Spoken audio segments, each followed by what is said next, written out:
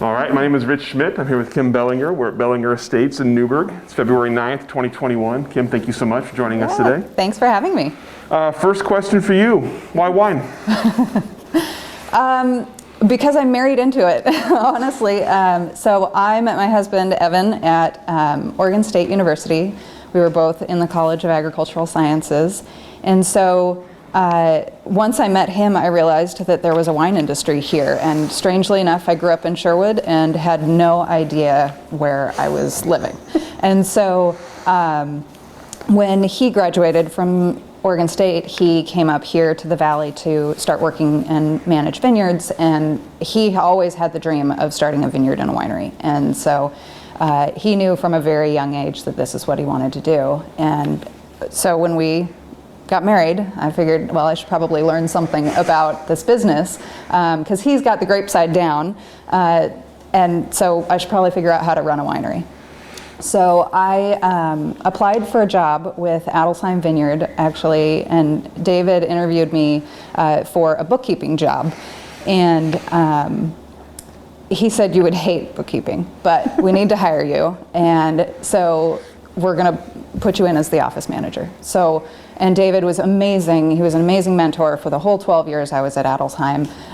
But especially in those first couple of years, because he really listened to what I wanted to learn, and put me in a position where I could really explore that. My first day on the job, I was part of the board meeting. And so I was taking notes furiously, trying to figure out what everything meant. But it really gave me a lot of opportunities throughout the time that I was there to learn about wine, to learn about the industry, and who better to learn it from than one of the founders of the industry. So wine kind of just, it just happened. I wasn't seeking it out necessarily, other than I wanted to learn about the business. Mm-hmm. But I think, the Oregon wine industry is such an amazing place to learn about wine. Obviously, Oregon Pinot Noir is delicious and it's amazing, but it also has such a sense of community in this valley particularly. It's been revolutionary to me every time I see it, where we can literally reach out to anybody else in the industry and ask them any question and they will answer it honestly. You don't find that in any other industry. And I find that such a humbling and wonderful experience every time I see it. Mm-hmm. And that really, to me, speaks about why wine, because mm-hmm. it's something that brings people together. It's not something that's divisive. It's not something that's competitive. People drink different wines every night. They're not drinking a single, I don't only drink Bellingar Estates, or I don't only drink something else. Mm-hmm. We're in it together. And so I think that's just such a wonderful part about the wine industry, and in particular the Oregon wine industry. So you mentioned you went to Oregon State, grew up in Sherwood, had no real notion of a wine industry being here. Right. So what was the plan when you went to Oregon State? What were you thinking? So I started out, I wanted to be a vet. So I went to school for animal science and biology. So I got 2 degrees, one in animal science, one in biology, pre-vet, minor in chemistry, minor in business, all the things, very related to wine. And so, so the plan was to be a veterinarian. When I worked at a veterinary clinic in high school and college, and realized pretty quickly that my personality was going to burn out if I went that path, and also that I really couldn't make much money doing it, or at least I thought at the time. And so I kind of changed tack and wanted to still explore something in the sciences. But really, my parents are both business people. I wanted to get my MBA. I wanted to run a business. And so really that's translatable, thankfully. Mm-hmm. And so the science background helps me. It gives you a way to think about things, but at the same time, the business side is really what attracted me to anything, mm-hmm. really. And so when I was at Adelsheim, I went back to school in the evenings and went and got my MBA. So which was just really helpful to put context around a lot of the business things that were happening in the world. And so, so my plan shifted probably in sophomore year of college to something other than veterinary medicine, but at the same time I wanted to kind of use that science as a background and backbone for my exploration into running a business. Tell me about that exploration into running a business and how it has translated. How is a wine business what you expected, and what have you had to learn kind of on the fly about wine that's different maybe? Yeah, you know, one thing that I really love about the wine industry is that it's so vertically integrated. So you get to do everything from growing grapes to harvesting them, bringing them in the production facility, you know, so it's got the agriculture side, it's got manufacturing, it's got sales and marketing, you know, it's kind of the whole gamut. And so rather than in a traditional business where you're either delivering a service or you're making a product, you really get to see kind of the soup to nuts in the wine industry, which I love.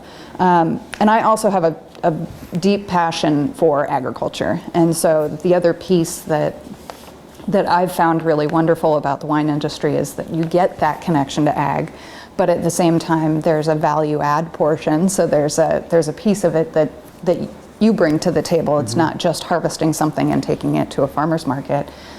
There's manipulation that happens. There's the winemaking side that's such an art and a science, and I'm not good at it. And then there's all the other business side of things, which is fascinating to me too. And so, Adelsheim was such a great learning ground, like I said before, for the business side of things, in addition to the other two. It's big enough that I was able to do a lot of inventory planning and kind of sales and marketing geared, learning, but also learn the administrative side and HR and, all kinds of things that you wouldn't necessarily be able to learn at a small company either.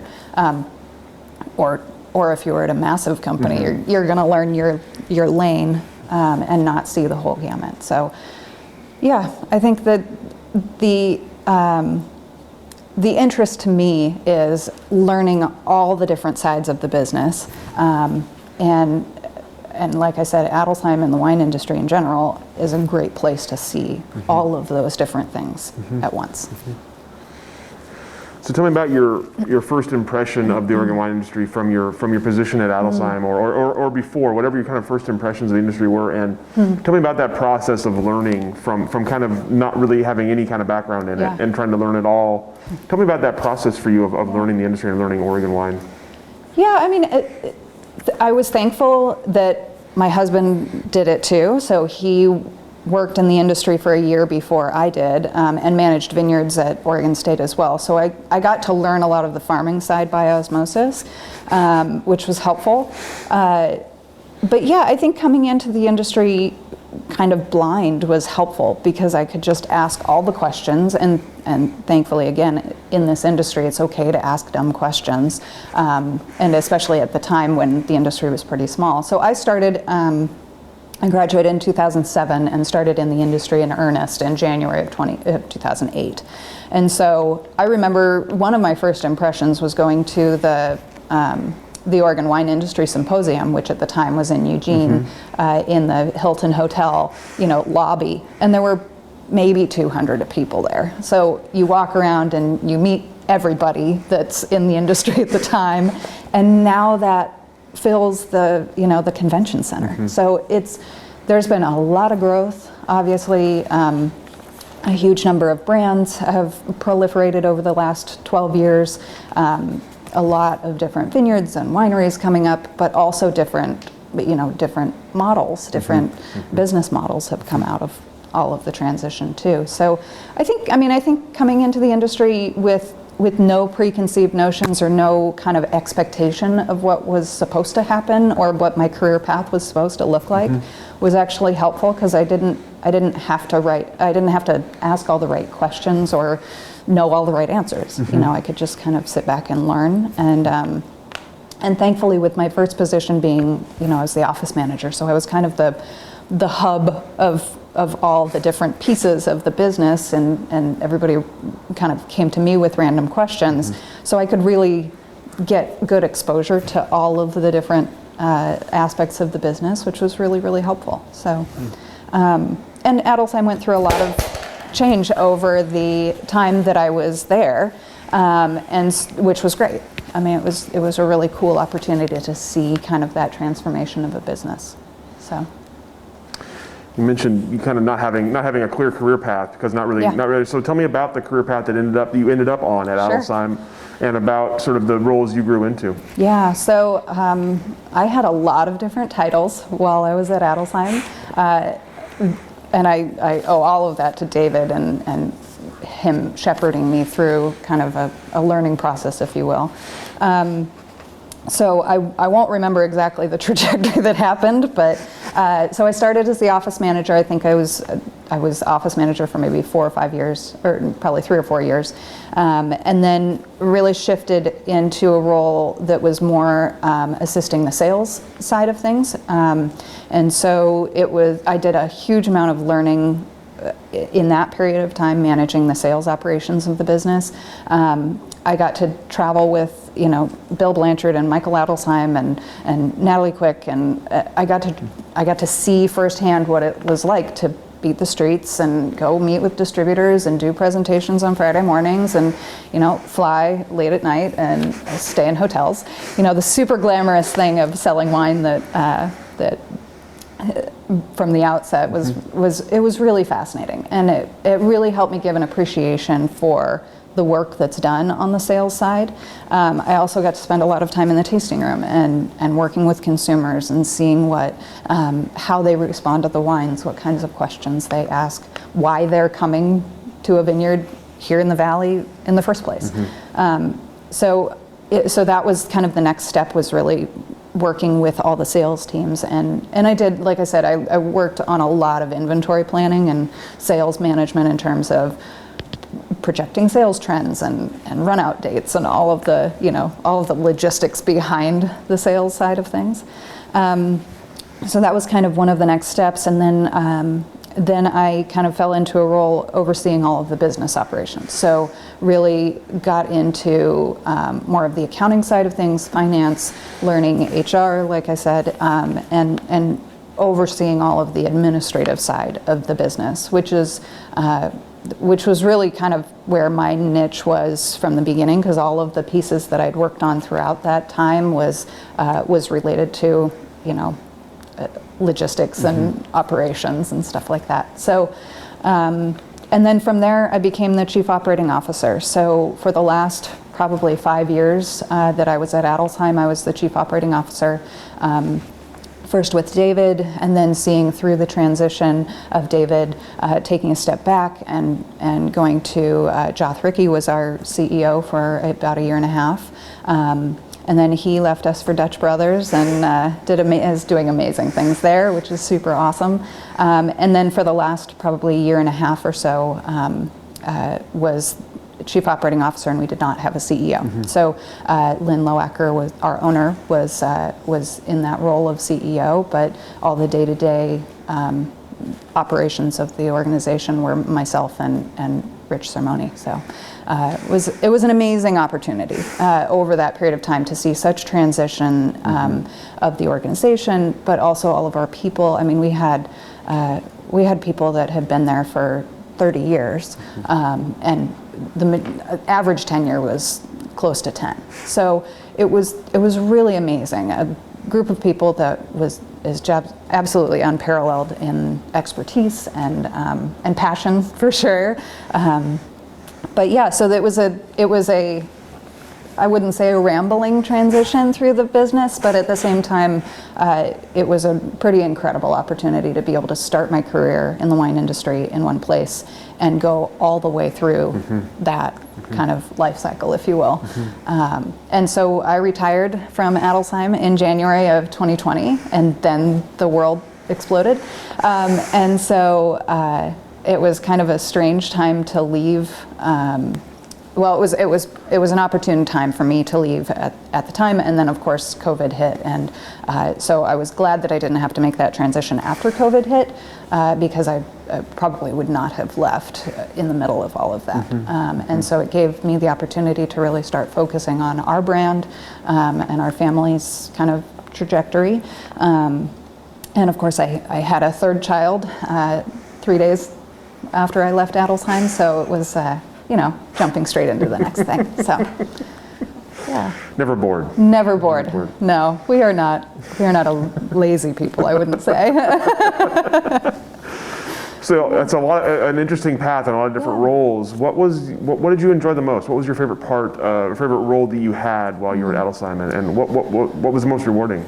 Yeah, I would say that being chief operating officer throughout that whole period was incredibly enjoyable. I felt comfortable doing what I was doing. I felt like I really knew the business. I really knew what we were trying to do, and I knew all the people, and I was in a good place in terms of our systems and stuff like that. Obviously, there was still a lot of stuff to work on, and a lot of improvements to make at any given point. But at the same time, I think it was a comfortable thing. It felt good. We had a really great group of people that I was working with, which is always incredible. Like, just to have an amazing, talented, passionate group of people working for the same thing is a pretty incredible thing to be a part of. So, yeah, I would say throughout all of it, the best part was the people that I worked with, for sure. So as a COO, especially during a time when you don't have a CEO, obviously you mentioned you kind of have your hands in everything, and you're kind of overseeing everything. I'm curious, obviously you have a great team of people around you, but some of the vision has to be coming from you as well. So tell me about sort of what you wanted to impart from your position, and that could be, question can go for other parts of the industry or the job you had as well, but I'm curious, especially from the top there, what did you want to impart on Adelsheim? What kind of course did you want to set? Yeah, I mean, I think it's an interesting question. Adelsheim has had a lot of kind of course correction in terms of vision over the last 12 years or so, or probably the last 10, realistically, and especially with David taking a step back and Joff coming on, there was a lot of shifting happening in terms of vision. So yeah, I mean, I was really, in my tenure as COO without a CEO, was really trying to keep the trains running on time, keep things moving forward, and really trying to clarify the vision that the owners had for the organization and clarify how we could achieve it. And that's always an interesting struggle, just because there are things that are really feasible and very doable. There are things that are a stretch, and so really trying to marry those two things is interesting and was a really amazing experience. And what I tried to do, no matter what point in my tenure we were at, we were trying to make sure that everybody was on the same page and that we were all moving in the same direction. Because obviously, when you do that, you can do great things. And if somebody's rowing in the wrong direction, it hurts. And so that was really kind of the intent, was to get everybody to continue to keep everybody on the same page and moving forward with passion. So you talked about kind of being there while there's a lot of shifting going on within Adelsheim. Tell me about some of the projects you undertook, or some of the changes that happened while you were there that were kind of notable signposts along the way for you, that things were shifting, or that you were kind of imparting, or the team was imparting something onto the brand. Yeah. I mean, I think I saw a really interesting transition early at Adelsheim, which was when I got there, it was probably a couple weeks into me being at Adelsheim, and we broke ground on a new construction project. So we went from having kind of the main portion of the building, which was a tank room and a warehouse and some caves and a fermentation wing, to almost doubling the space. All of the original building was geared towards large lots, big fermenters, throwing a lot of blocks in the same tank kind of thing. And really, before I got there was conversation about really shifting the brand from being very focused on Willamette Valley and large production wines to being much more focused on small lots that we could really differentiate. And if anybody is familiar with David Adelsheim, they know that the expertise on where Pinot Noir and Chardonnay is grown and the importance of that is so paramount to the Adelsheim brand and David, and and all of the work that we did. So really it was shifting from the Willamette Valley tier of things towards upper tier single vineyards, more exclusive and really notable wines that were really unique. So I think that was a big shift that started, like I said, kind of before I got there. The design of the new building had that in mind. We built this incredible facility that was super flexible. So the original tank room has these big tanks that are stuck in place. You will never be able to move them until you tear the building down. To the new building that we built was a wide open room with 2-ton fermenters that could all move around at any point. You could, you could connect them up wherever they were in the room. And so even the design of the building was geared towards small lots, single vineyards, which was a really big transition. But it laid the groundwork for all of the work that we did after that in terms of really focusing on what Pinot Noir is all about, which is place.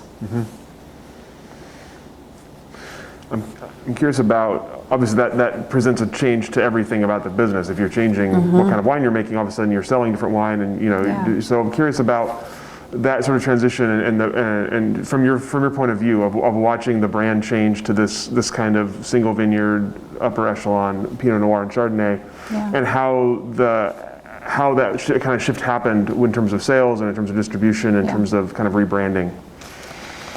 Yeah, it's interesting because that transition is still happening at Adelsheim, and so it's been a long road, and it's really, really challenging for an organization that has a lot of infrastructure that was built and geared towards the large production kind of mode, to going towards high-end single vineyards, and also one that had such a long history in the industry at various price points. And I think one of the things that we discovered early on is that we were known as a value brand. We were perceived as a value brand by consumers. And so making that shift towards something that's an exclusive, elite, high price point brand is really challenging to do.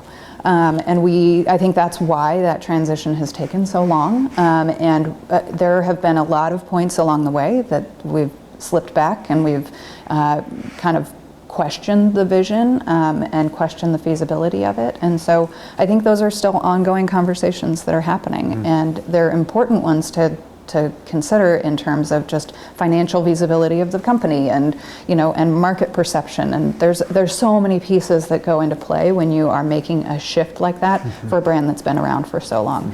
It was a great learning opportunity, like I said. There's a lot of things in there that are hard to unpack, and we learned a ton. I don't think we found the right answer by the time I had left, but I think we made a huge amount of progress in shifting a lot of market perception from Willamette Valley tier towards Chehalem Mountains and towards single vineyards, so that we were much more known for those wines and had much more success selling those wines by the time I had left.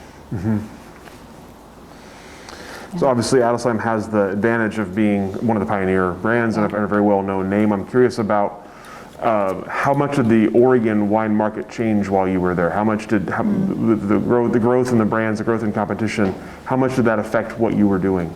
In terms of sales in Oregon? Yeah. In terms of how Adelsheim was presenting itself as an Oregon brand with a huge growth of other Oregon brands. Sure. I think one of the advantages that we had is that David was one of the founders, and so he was never in this industry to be in it alone or to be in it above everyone else. I think David always had that incredibly clear vision of rising tide lifts all boats. he was so, still is, so incredibly dedicated to building this industry as a whole, where, you know, in a lot of organizations that have started since then, they didn't have to put in all of that work. And so I think that was just so fundamental for Adelsheim, for the brand, for our organization. It was, you know, we hired people based on their desire to be in a community. And so I think it permeated everything that we did, which made it easier to have the conversation of, yeah, there's more competition out there, there's more wines, there's more brands in the market, there's, you know, there's more cluttering on the shelf. You know, it wasn't ever seen as a threat, and it was always seen as, we need to go and promote Oregon, because if they don't know where Oregon is, they're never going to know who Adelsheim is. And so I think it was so ingrained in everything that we did, that seeing the market, or seeing the industry grow was always seen as a really good thing, and a very positive thing from our perspective. And of course, you know, I had the opportunity to go to Germany to Provine with David, and it was a number of years ago now. I can't remember what year it was, but it was the same type of thing. You know, and that was such an amazing perspective to see, because Provine's, you know, the largest wine show in the world. It was literally the size of like 11 Costco's, all filled with wine, and Oregon literally had a corner, like, of one building. It was humbling, to say the least. But at the same time, it was such an incredible opportunity, because people came up to us going, I've heard about Oregon, we want to taste it, we want to learn more. And these are people from all around the world. And it was really incredible to see that, that we had a name, but it wasn't because Adelsheim went. It was because Oregon went. And so, like I said, I think that permeated everything we did. So it made the growth of the industry a really positive thing, and a really good thing for the brand. It's a lot of pressure being the Oregon brand at a show that size. Oh yeah, yeah. Well, I mean, there were probably 12 of us, 12 brands in one booth, but we all had one booth, and we all, you know, we had a lot of fun. It was a really fun trip, actually. It was pretty entertaining, and a great way to get to know people from the Oregon wine industry that, you know, you see peripherally, and you say hi at Oregon Wine Symposium and you know, stuff like that. But to get to spend a whole week, you know, really digging in with them, it was really, really fun.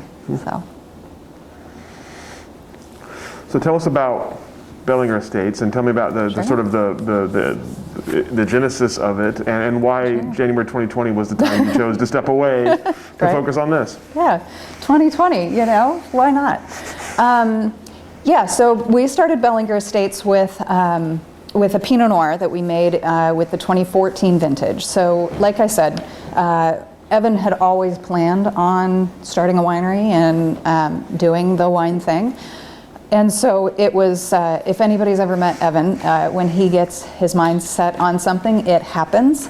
And so we started with the 14 vintage. It was a great year. There was Pinot Noir available. We had good connections in terms of, we started working with Dobbs and making our wine for us. Like I said, Evan's really good at the vineyard side. I'm decent at the business side. The winemaking side, we are not perfect at. We make wine in the garage. We have made wine in the garage since 2005, and so we've been doing that a long time. It's really fun to do, but at the same time, neither of us are chemists. It's not our expertise. So we wanted to find a partner that would really work with us to make beautiful wines that were representative of what we wanted to do, and do it in a way that also meshed with all of the work that Evan does in the industry. So he is currently at Results Partners, so he gets the opportunity to work with so many growers all across the valley and all across the state, really. And managing their vineyards. And so his relationships with clients give us the ability to make wines from fruit that he has a hand in, but at the same time, we don't have to grow it all, or we don't have to make the wine ourselves. So we're working with Dobbs to make the wines.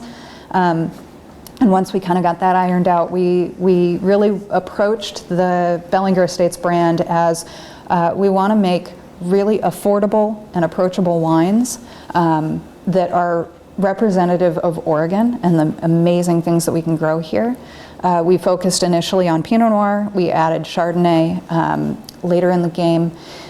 And we really wanted to make something, like I said, that's affordable and approachable, because we saw a big gap actually in what Oregon is really known for, which is the high-end, upper-tier wines that are distinct and beautiful and representative of the place that they're grown. But we saw a gap between the people that were buying those wines and the next generation of people that we will all have to sell to at some point soon. We found that a lot of our friends, and we're millennials, but we found that a lot of our millennial friends were not buying wine. They weren't even buying any wine, much less Oregon wine. They were drinking microbrews and ciders and, you know, interesting cocktails and stuff. It wasn't that they weren't spending money on alcohol. They were not choosing to start with Oregon wine because they couldn't start at $50. Nobody's going to jump in to something that they don't know at a price point that's hard. At, you know, you go into a tasting room and you have a flight of single vineyards and they all taste the same to you because you're not familiar with wines. You know, it was really daunting to a lot of our friends, and so we saw a gap there that we wanted to address. And so really the impetus for our brand was really to address that gap. We started out thinking that we were going to do distribution. As everybody in the wine industry knows, distribution has been real challenging in the last couple of years.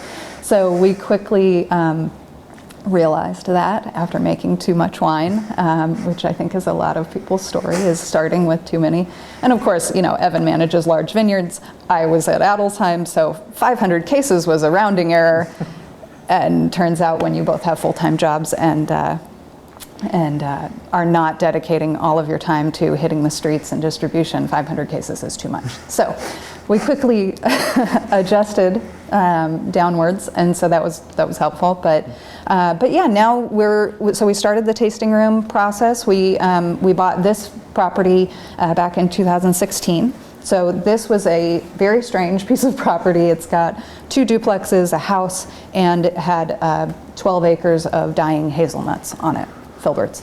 And so it was on the market for 5 years, and we were eyeing it for a long time, thinking it would be a great opportunity for somebody who wanted to be a landlord and a farmer at the same time, which is thankfully exactly what we wanted to do. So we had the opportunity to buy it from a wonderful woman named Adelina Slocum, and she was 92 when we bought the property. She was born on this property. So her dad bought it with his discharge money from World War I and grew grapes here during Prohibition. He made wine in the garage. They were Italian, so that's what you do. And she told us the story of when she was 6 or 7 or something like that. He would have her run down to the road to watch out for people while he was making wine in the garage during Prohibition. So we were like, okay, this all seems to mesh with our story.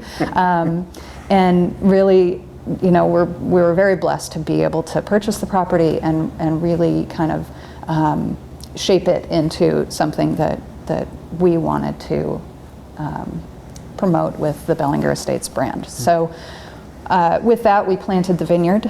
So the vineyard has been in for 3 years now. So it was planted in 2017 in the fall. And then we recognized too that this would be a good opportunity to do a tasting room. So it took about a year to build this building that we're in now. It's a very humble barn tasting room, but at the same time we wanted to make it approachable, just like the intention with the wines.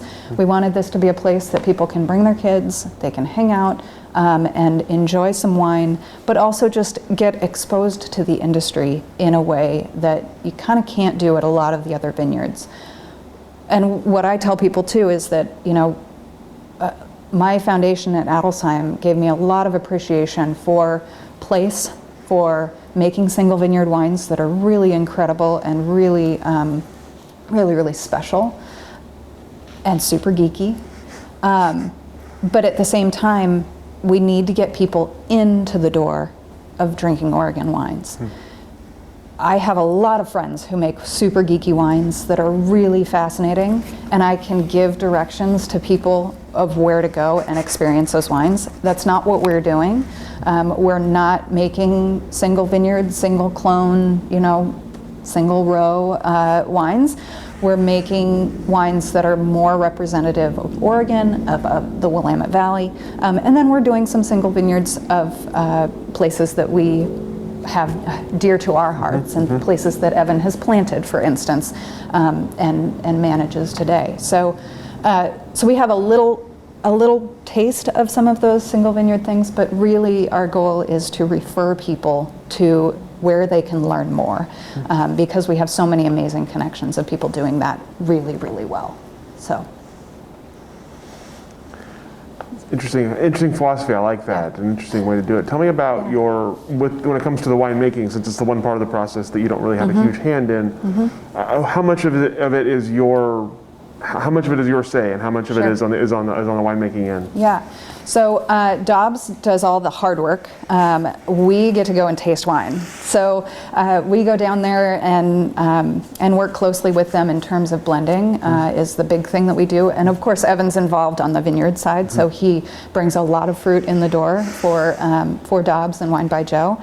And so he's involved on that side of it. And then once it's in barrel, we start doing barrel tastings and really kind of hone what we're going for with each of our wines. Our product line expanded when we started the tasting room. Like I said, we only had a Pinot Noir and a Chardonnay, both Oregon tier, when we were kind of focused on the distribution side of things. And then when we decided to open this tasting room, we knew we needed to have more wine for people to taste when they showed up, so that, it wasn't, hi, welcome, here's our wine, the one wine we have. So we worked with Dobbs closely to kind of hone what we wanted to show, and what different pieces we wanted to have available for people to taste here at the tasting room. So so we're involved in terms of the blending process, and thankfully everybody at Dobbs does an amazing job, and Gretchen is a great friend of mine, and the team over there is really amazing at what they do. And they were very patient with us, being their tiniest customer, I think, still to date. So we're like, can you make a smaller amount? And they're like, no, that won't even fit in the hose. Like, here's the limit. So they've been very patient with us, which is wonderful. But yeah. Can't make wine by the glass, unfortunately. It's hard. It's hard to do. Yeah. So how would you define your role here, and why was 2020 the time to step away from Adelsheim to focus on this? Yeah, what would I say I do here? Exactly. Yeah, so like I said, I stepped away from Adelsheim in January of 2020, and that was partially in preparation for our third kiddo to come along. And it was really a chance for me to step back to really hone the vision for Bellingar Estates, for our tasting room, and really it was time in terms of Adelsheim too. They needed to kind of move on to the next step.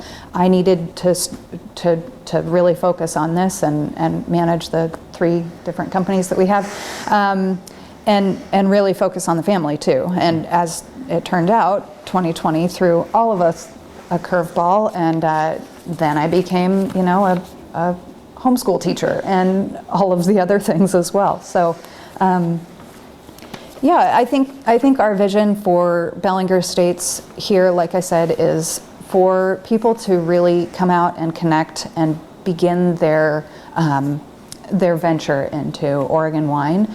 My vision too is to have this be more like a family farm than a classic tasting room only. We've seen, I think, with the development of the industry, there's a lot of kind of Napa Valley ideas coming up, which is not a bad thing, and there's a lot of people out there looking for those experiences, the really exclusive, really high-end, amazing food and wine pairing kind of experiences that they've done an amazing job of down in California, and we're seeing a lot of that influx up here. What I'd like to create is not the Disneyland approach to tasting rooms, because we can't compete in that world, nor do we want to necessarily, and there are people doing an amazing job of those really incredible Uber experiences. I want to make it a family farm. So you come here to get your pumpkins, you can come here to get your cut flowers. I have quilts hanging on the wall that I made, and there's a slide out back for the kids. Like it's low-key, approachable. We make wine, but like I said, it's kind of a gateway to the Oregon wine industry. I like that. So tell me about what you brought along from Adelsheim when you came to starting this brand, and it comes to running it. Oh, I love Excel. So that's one piece that I really miss about being involved in a large wine brand, is there was a lot of opportunity to do planning and to do, big scale models of things in Excel, and I'm a nerd when it comes to that. But so I've brought some Excel spreadsheets, or I've made some, and they're much more humble here because I have 5 SKUs to manage. But at the same time, I kind of bring that systems thinking approach, and trying to kind of create systems so that we can grow as fast as we're able. Of course, 2020 was such a weird year for everybody that, we opened the tasting room in August and saw very few visitors because nobody was visiting anywhere at the time. And so that's been a lesson in patience in terms of just starting a brand during a pandemic. But at the same time, it helped us really have a soft start, which was super helpful because, you need glasses and you need a place to put them and you need racks and you need, there's all the little things that you don't think of when you're opening a tasting room. And so it's given us the opportunity to really have a kind of a soft entry that way. But thankfully, all of my training at Adelsheim prepared me very well to run a tasting room or to run a business that's in the wine industry. I think I have appreciated all the work that we did on trying to understand vision and how it translates to all of the different elements of the business, because it gives me a different perspective than I would have had otherwise starting a business in the wine industry. If I hadn't had that, extensive development of ideas and then implementation of those ideas. It's been an interesting thing to go to a small brand, but at the same time, it feels easier because I've learned the complicated side of things, and so I've brought a lot of vision setting, a lot of spreadsheets, like I said, and then just also just the passion of everybody that I worked with at Adelsheim has kind of, I've absorbed a lot of that and learned a ton about winemaking, even though I don't make our wine. I can talk a good talk, and some of it's wrong, but that's okay. No, and like I said, I can refer people to amazing places. So all of those things have been really, really helpful in getting this brand started. So you talked about the kind of launching and thinking of distribution, thinking bigger perhaps than you were ready for at the moment. I'm curious, when you're looking at selling wine now, and we'll talk about 2020 here in a second, but even 2020 notwithstanding, what is your kind of vision of selling wine now, and what do you think selling wine is going to be for the next few years or in the next few years? And I'll speak mostly just for our brand. I think basically 2020 has been an amazing reminder that having a connection directly to a brand is, I think, the future of where sales are going to go. People seem to be relying a lot less on the big conglomerate, I'm going to only buy my wine at Total. People want to be connected to a brand. They want to know the story behind it. And maybe that's millennials, maybe it's not. I think there's a desire for people to buy local. There's a desire for people to understand the story of where their food or where their products are coming from. So I think there's something there that will continue to stick. And for us, for Bellingar Estates, we are tiny now. We make 250 cases a year across 5 SKUs. And so it's small, but we're going to sell it all from the tasting room. We are not going to go through distribution at this point. If there's restaurants that want to have the wines, we might try and self-distribute maybe.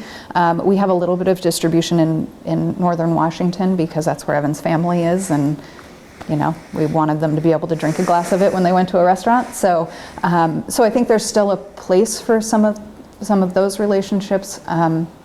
And obviously they're really, really important for the industry to have our wines across the United States and across the world for people to be able to experience. But at the same time, that world is so crowded at this point. They are not looking for new brands. They are not looking for tiny brands. We need our name out there for sure, and there's a huge role for larger wine companies to play in order to continue to get the word of the Willamette Valley and Oregon out there. But for us, for Bellingar Estates, we're going to do most of it direct to consumer here from the tasting room, and we'll see where it takes us. We'll see how we can grow with that, and but we are going to try and keep our production tied to direct to consumer. Speaking more broadly, I play a role on the Willamette Valley Wineries Association board, and I think there's a huge need for us to continue to market and promote our wines all across the world.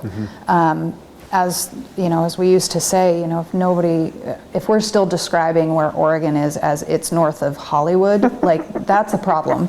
We need to change that. We need Oregon to have a name and to be known on the world stage. And our wines are there. Our wines are, delicious and comparable to Burgundy and comparable to other incredible wine growing regions across the world.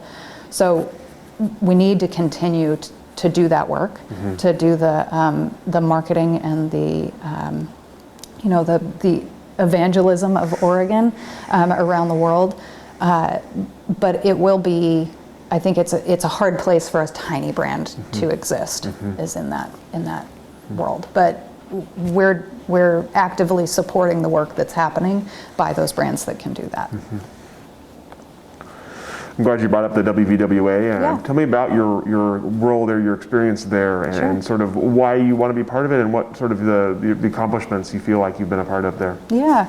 So I've been on the Willamette Valley Wineries Association board for, I think I calculated the other day, I'm on year 5. And so I got involved in it, obviously, while I was still at Adelsheim. And David had a huge role in getting that organization started many, many years ago, and starting OPC and all of the things associated. So during my time on the board, I've seen us, we have taken over Oregon Pinot Camp. So Oregon Pinot Camp is now a subsidiary organization of the WVWA.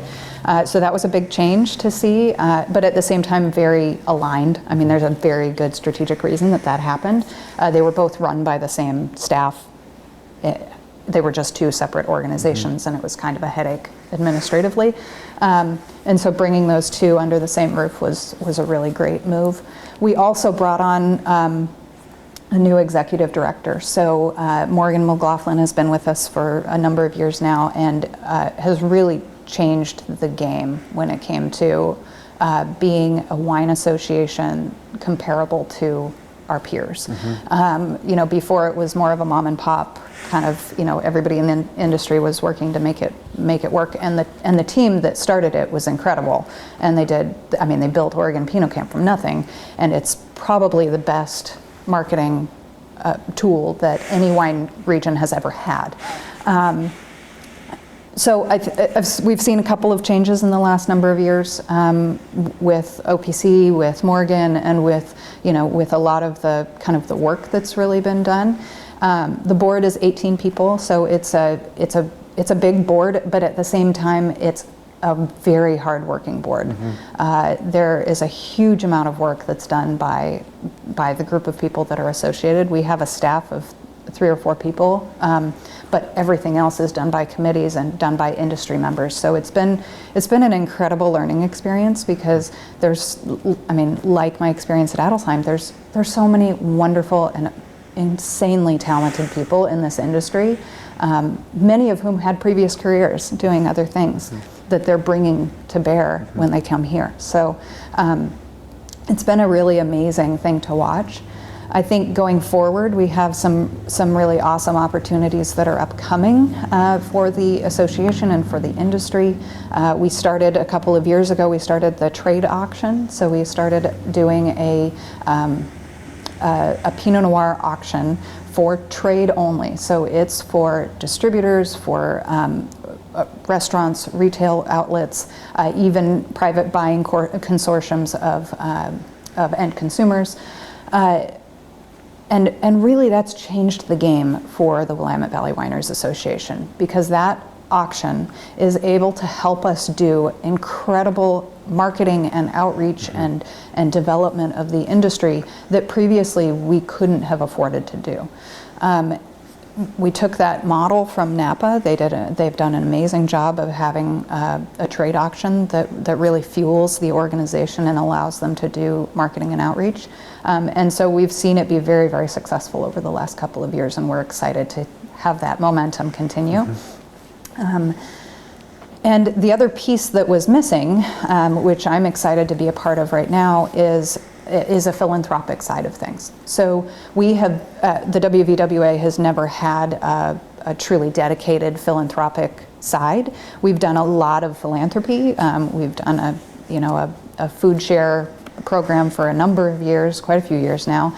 And of course the industry as a whole, all of our wineries donate countless amounts of money, wine, time to an incredible breadth of nonprofit organizations, 501c3s really across the world, that are doing great things, but it hasn't ever been centralized. And so we're excited we're going to be announcing tomorrow, in fact, at the annual meeting, we're going to be starting a foundation. And so I'm working with the committee to develop a 501c3 that will be housed under the Willamette Valley Wineries Association. It'll have a separate board.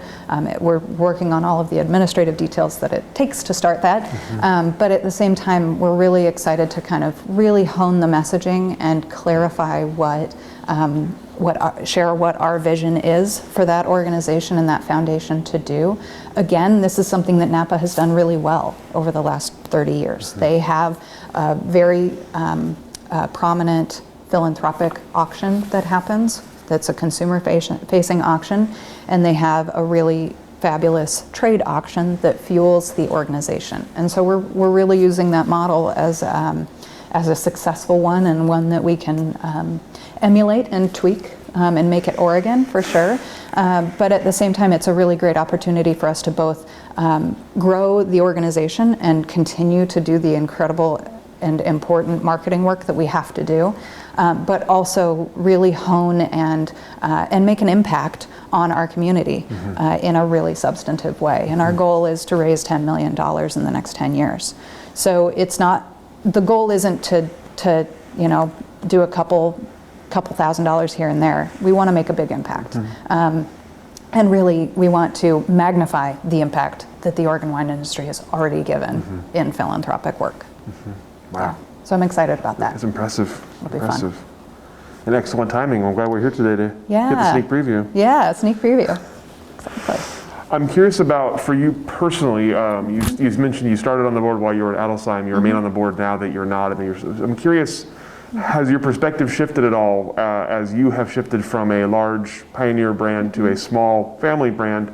Does your perspective toward the board change? Does what you're bringing to the board change, or what you're looking for from the board change? Not necessarily. I approach my work on the board really from a lens of an industry perspective, not from the company that I work for perspective. when I started with Adelsheim, it was easy to make sure that I was thinking about things through that lens, but at the same time, I still carry that with me today. Even though I'm not in daily meetings at Adelsheim or anything like that, I'm still very connected to a lot of wineries here in the Valley, and I try and bring that perspective to my work at the board, and really, take that back compared to coming at it from what does Bellingar Estates need from the WVWA, or what can Bellingar Estates bring, because obviously we can't do a lot because we're a little tiny, but at the same time, it's I think in any board work, it's important to not just represent your organization, but to represent the industry that you're serving, or the community that you're serving. So that's kind of how I approach it. It doesn't really change my perspective based on being here versus being at Adelsheim at that point. Yeah. So we've obviously talked quite a bit about 2020 today, and bits and pieces. So let's talk about 2020 from your perspective. Obviously, it started off with a leaving of a job and a new baby. Yeah. And you just kind of went freewheeling from there. So tell me about the impact that the pandemic has had on your business. Sure. And tell me about the 2020 season, the growing season, and how that impacted your work as well. Yeah. Well, 2020 was a doozy, that's for sure. But with our little one coming in January, it was still a great year. There were a lot of great things that came out of 2020 and the pandemic, despite everything that happened. It was obviously a fascinating year for a lot of different reasons. I was very happy that I was starting a new thing at that time, and that I wasn't. Evan and I built this knowing that the wine industry costs a lot of money before it will ever make any money, and so we were prepared for that, thankfully. Our business in 2020 was actually pretty comparable to the prior year. We were right on par with prior year sales. That being said, it's a small base, and so we weren't expecting dramatic growth in the first year that we were open. We opened in August, so we kind of missed a good portion of the major season anyway.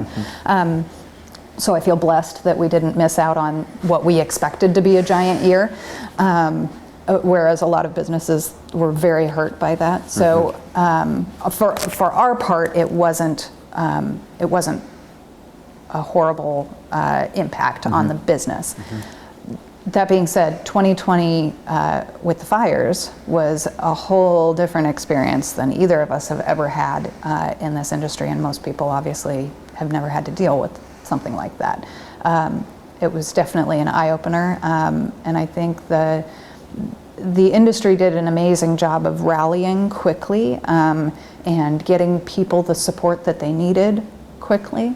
I know that RP worked tirelessly to make sure that fruit was picked when winemakers and growers needed it to be picked, and that their employees were taken care of and were safe. And so it was I saw an incredible coming together of the industry around both the fires and the pandemic overall. And I think realistically, 2020 taught us that we can't rest on our laurels. We can't expect anything to go the way that we want it to every time. And so, Oregon has worked really, really hard over the last 50 or 60 years to kind of claw our way into this club, if you will, of more well-established areas that grow wine. And I think 2020 taught us that we have to continue that work. We have to continue to push forward and really make a name for ourselves, no matter what the year throws at us. So, I think there will be a lot of amazing wine that comes out of the 2020 vintage. We're pretty optimistic about the fruit that came off of our vineyard personally. Of course, it was the first harvest we ever had was amid the fires. But at the same time, we've tasted through the wines and we're cautiously optimistic. We'll see how they develop, and just like everybody else, we're kind of gonna wait and see, but at the same time, be optimistic about what they can what they can be. I think we'll see across the industry, we'll see the whole gamut. You know, you'll see wines that are completely unaffected. They were picked before the fires, or they were in a pocket of area that didn't have a lot of smoke, or, you know, you'll see some stuff that's truly incredible. And I've heard from a lot of people, even the last couple days, that are really optimistic about the quality of the vintage. And then we'll see stuff that's more smoke affected, and we'll see some examples of that. And in fact, you're probably seeing some of that out on the market right now, because people are releasing wines quick. I think a thankful thing is that a lot of people went into the 2020 calendar year with a decent inventory, and so that will help some organizations weather the storm. At the same time, I think one of the pieces that we're talking about on the WVWA side is the importance of messaging and the importance of optimism during this time. It'll be really easy to turn this into a 2007 situation where somebody will pan the vintage and it will hurt all of us. And so we need to, as an industry, we need to make sure that we are clear about the opportunity that exists from 2020 and not make foregone conclusions before the wines have even been tasted. So yeah, I think there's a lot of, there's still a lot of work to come that 2020 gave us, but at the same time, there's a lot of opportunity for us to continue marching forward and doing great things in the industry. I also think there's a lot of innovation that's going to come out of 2020 and the pandemic in general. I mean, we've seen obviously the uptick of Zoom and, you know, all of the FaceTime calls and the things that we now spend our lives doing.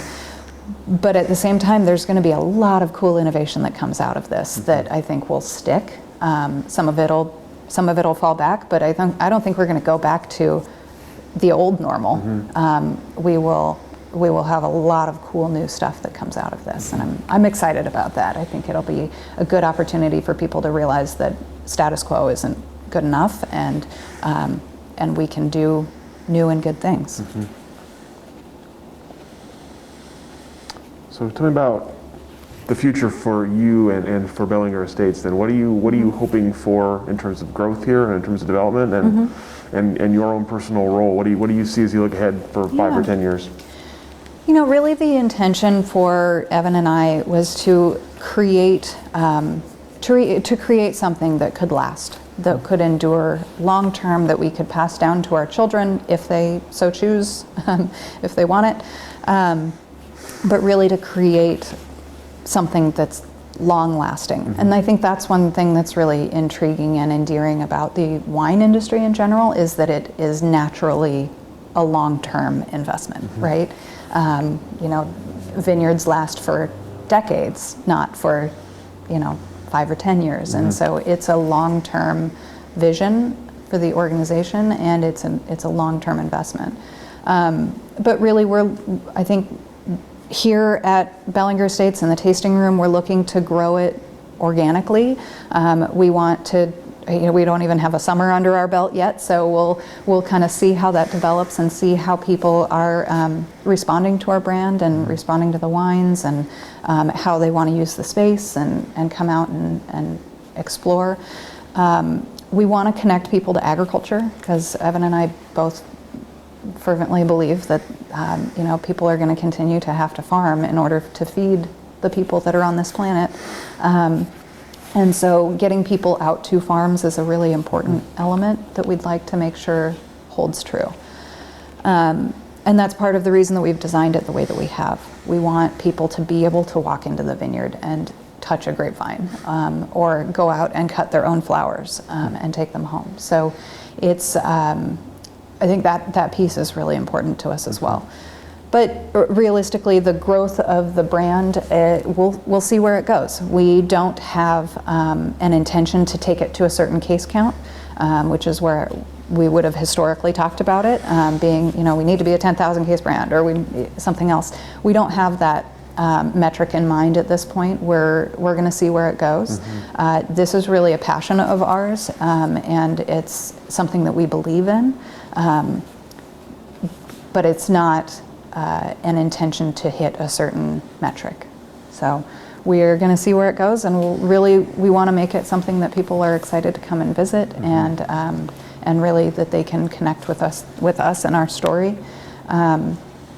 And then the other piece that I haven't talked about yet is the connection to charitable giving. So, like I said, my work on the philanthropic side of WVWA is really important to me, but we're also connected to an organization called Heifer International, and a portion of our proceeds of every bottle that we sell goes to Heifer International to connect people back to agriculture, to provide jobs for families, and to provide food and sustenance and a family business to individuals all across the world. So we're involved in that. We're also involved in the Children's Cancer Association, which is here locally in Portland, but is looking to expand nationally, and they do amazing work, and I'm part of their leadership team as well.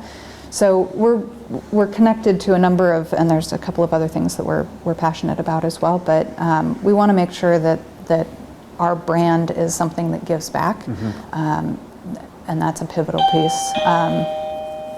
piece of what we do as well. Yeah. Something you brought up earlier that I'm curious about in light of kind of the growth of Bellingar Estates. You talked about the changing consumers, and you mentioned your peer group as the changing consumer. How do you anticipate, or how are you hoping to build that kind of brand loyalty, that kind of like connection? How are you going to share your story? How do you foresee kind of getting those consumers who maybe are not into wine or maybe don't know much about wine? Yeah. How are you planning to bring them in, and how do you foresee the next generation of consumer? Yeah. I think realistically, people want to come to wine country, but they're often daunted by by who knows what, whether it's price point or experience level or what the parking lot looks like. I think there's a huge opportunity to hit a new consumer that they want to come out, they want an opportunity to explore something, but they also want an opportunity to ask dumb questions and not feel like they're being judged or being told how to do something or how to swirl the wine in their glass, which is literally a story I just heard. I think people want that connection, and so we're looking for people that want that. I think a lot of the work that we have done is on Instagram. Our marketing has been primarily on Instagram, and Evan's done a great job of connecting with people that way and getting people to come out. But really, everybody that comes out is intrigued by the story. They are excited to be able to ask questions. They love it that I tell them that they can dump their wine on the ground if they don't want to drink it. Like, people resonate with, the realism, I think, that we are trying to embody here. And I think that the story kind of speaks for itself. And I think most wineries in the Valley will see the same thing. They see consumers that want to learn more. They want to learn about the story of that individual winery or about the place, the Willamette Valley in general. Consumers are asking the right questions. And they want to come here. Thankfully, we live in Oregon. It's gorgeous a lot of the year, and it's a pretty incredible place to visit. We just need to keep getting people here and giving them an amazing experience while they're here.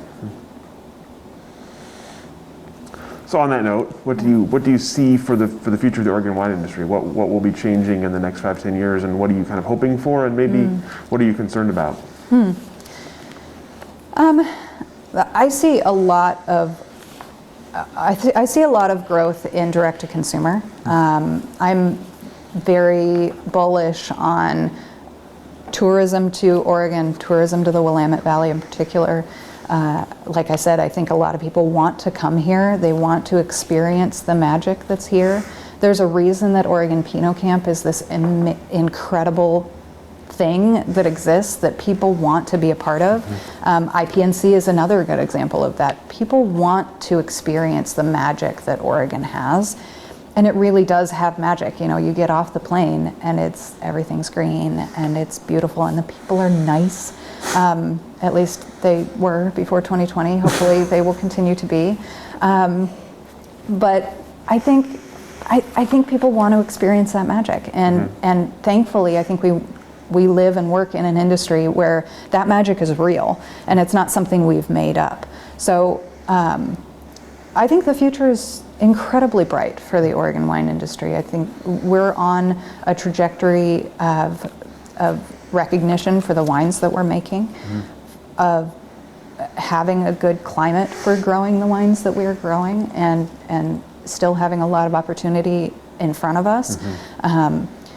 And there's just so many people that we haven't reached yet. So I think there's a lot of upside that we will see over the next 10, 20 years of the industry. We'll obviously see a lot of changes too. So brands that have been around for a long time will have to go through some amount of transition, whether they're being sold or transitioning to second generation or third generation here soon. There will be a lot of transition that happens, whether it's through acquisitions or mergers or even just transitions within families, which I don't think is all bad. There's a lot of opportunity that can happen when, even take Kendall Jackson coming to Oregon as an example of a decent size wine company doing it really well and coming in and getting involved in Salud and being involved in the Willamette Valley Wineries Association or other organizations and really doing it right, and joining the Oregon wine industry, not being an outsider and just taking a piece of the pie. So I think there's a lot of good examples of how that can work well. But we will see, for good or for bad, we'll see a lot of transition over the next 10 years, and obviously there's still brands popping up here and there that are brand new to the industry. So we'll still see some growth in new brands and new ideas. I think there's like I said before, there's a lot of innovation that's going to come out of the pandemic, and we're seeing other brands that are no longer using glass bottles, and there's a huge rise in alternative packaging. There's probably a lot of growth still to happen in that realm, with the majority of people making wine still are doing it in classic 750 glass bottles. So I think there's a lot of change to come, but I don't see it as a bad thing. I don't see it as a threat. I see it as just the next phase in our industry, and as long as we keep the roots of the industry and the organizations that are here in collaboration and promoting the region as a whole rather than individual brands, there's a huge amount of upside, and there's a huge opportunity for people all around the world to experience Oregon wines. So obviously you took a kind of indirect accidental path into the industry. I'm curious if someone were to ask you about joining the Oregon wine industry, what your words of wisdom to them would be, and maybe what you would have wished you had done differently. Thankfully, I don't have any regrets in terms of how I got into the industry. I fell into an amazing place right away. My advice to anybody looking to get into the industry, whether they're students in a wine studies path or not, is my advice would be get involved. Whether it's taking a harvest internship position or working in a vineyard for a while, or even just volunteering on the bottling line, or working in a tasting room. All of those are really great experiences, and like the experience that I had working at Adelsheim, once you're inside, you get to see a broader swath than in most industries if you were to take a specific internship. The Oregon wine industry is still small enough. The brands are still small enough that you'll be able to experience a huge number of different elements of the business and get exposure to different things if you want to. The trick is asking questions, being interested, and asking if you can learn more. If you don't ask, you will never have the opportunity. If I had never asked David Adelsheim to learn about running a business, I never would have gotten on the path that I did. And of course, a lot of that is the reception too. You've got to ask the right person and somebody who's willing to support you in that. But I think, thankfully, our industry is full of those people. They want to help people get into this industry. We want people from all backgrounds and people who look different and people who look similar. Like, we want everybody to have a chance to understand how cool this industry is and share the passion that we all have for it. Like that. That's all the questions that I have for you. Is there anything I didn't ask that I should have? Is there anything we didn't cover here today that we should have covered? Not that I can think of. No. Excellent. Come and visit us at Bellingar Estates, I guess. You got to get the plug in there. Right? That's Yeah, perfect. exactly. All right. Yeah. Thank you so much for your Of time course. today, Thank for you. hospitality here and this cool space and all your answers and thoughts. And we'll go ahead and let you off the hook. Awesome.